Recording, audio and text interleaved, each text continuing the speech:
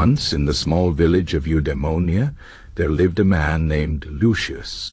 He was not the richest, nor the strongest, nor the most famous man in the land. But Lucius had one thing many others lacked, a burning question in his heart. He often wondered, how can I live a life of purpose? This question haunted him day and night. He saw others around him chasing money, power, or pleasure, but none of these things seemed to bring true fulfillment. So one day Lucius decided to leave his village and seek wisdom from the greatest philosophers of the world. His journey would teach him the timeless lessons of how to live a life of purpose. Lucius first traveled to the mountains where an old Stoic sage named Marcus lived in solitude. The sage welcomed him and listened to his question. A life of purpose, Marcus said, begins with understanding what is within your control and what is not. He explained that most people suffer because they try to control external things. Wealth, reputation, the actions of others. But true power lies in controlling one's own mind and actions. Purpose is not found in what happens to you, Marcus said, but in how you respond. Virtue, wisdom, courage, justice, and self-discipline is the only true good. Lucius wrote these words in his heart. He realized that living with purpose meant focusing on his character, not outward success. Still seeking deeper understanding, Lucius journeyed to Athens, the birthplace of philosophy. There he met an old scholar who taught him the ways of Aristotle. Purpose, the scholar said, is tied to your unique potential. Every acorn has the purpose to become an oak tree. What is your highest potential? Aristotle called this Eudaimonia, flourishing by fulfilling your true nature. Lucius was puzzled. How could he know his purpose? The scholar smiled. Look at your strengths. What activities make you lose track of time? Where do you feel most alive? Lucius thought deeply. He realized he loved teaching others, sharing wisdom, and helping them see truth.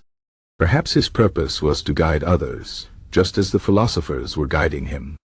But Lucius still felt something was missing. He traveled east to a quiet monastery where Buddhist monks lived in meditation. An elderly monk named Tenzin spoke softly. Purpose is not a distant goal. It is found in the present moment. He taught Lucius that suffering comes from clinging to desires, to identities, to the past or future. To live with purpose, Tenzin said, is to wake up, to see reality as it is, without illusions. Serve others, practice kindness, and let go of the ego that demands greatness. Lucius sat in silence, feeling the weight of these words. He had been searching for a grand purpose, but perhaps true meaning was in the small daily acts of awareness and compassion. As Lucius continued his journey, he encountered many other teachings. Existentialists who said purpose is created, not found. Utilitarians who argued that purpose comes from reducing suffering. Even skeptics who questioned if purpose existed at all. Each philosophy offered a piece of the puzzle. But it was only when Lucius returned to his village that he finally understood. He gathered the villagers and shared all he had learned. A life of purpose, he said, is not one thing. It is many things. It is living with virtue, like the Stoics. It is growing into your potential, like Aristotle taught. It is being present and compassionate, as the Buddhists showed me. But most of all, it is asking the right questions and never stopping the search for truth. The villagers were inspired. Some began to focus on self-improvement. Others looked for ways to serve their community. Lucius himself became a teacher, not claiming to have all the answers, but walking alongside others in their search. Years later, as an old man, Lucius reflected on his life.